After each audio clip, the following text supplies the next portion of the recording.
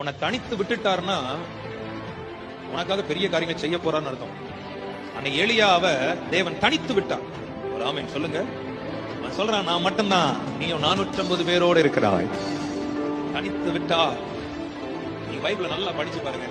ஆபிரகாமை கர்த்தர் தனித்து விட்டார், மோசேயை கர்த்தர் தனித்து விட்டார், யோசேப்பை கர்த்தர் தனித்து விட்டார், யாக்கோபை கர்த்தர் தனித்து விட்டார், தாவீதை கர்த்தர் தனித்து.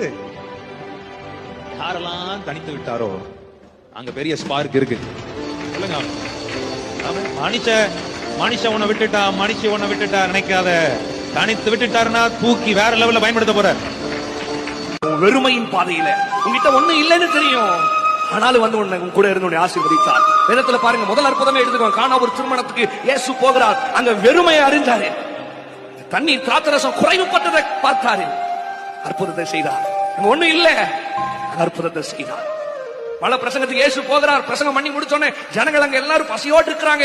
அதை ஆண்டவர் பார்த்துட்டு அதை யோசிச்சுட்டு, ஐயோ ஜனங்கள் வெறுமையா பசியோடு இருக்கிறாங்களே, அப்புறம் நான் போஷிக்கணும். பிரியமான தேவ பிள்ளை, உங்களை பார்த்து நான் சொல்றேன், உங்க வெறுமையின் நேரத்துல, உங்க தனிமையின் நேரத்துல, உங்க அழுகையின் பள்ளத்தாக்குல ஒருத்தர் மாத்திரம் தான் உங்களை வழி நடத்தி இருப்பாரு. ஒருத்தர் மாத்திரம் தான். இம்மட்டும் எத்தனை பேர் சொல்ல முடியும்? உண்மையை கையை உயர்த்தி சொல்லுங்க. நான் இம்மட்டும் நிக்கிறேன்னு சொன்னா என் இயேசு மட்டும்தான். என் வெறுமையில என் கூட இருந்தாரு.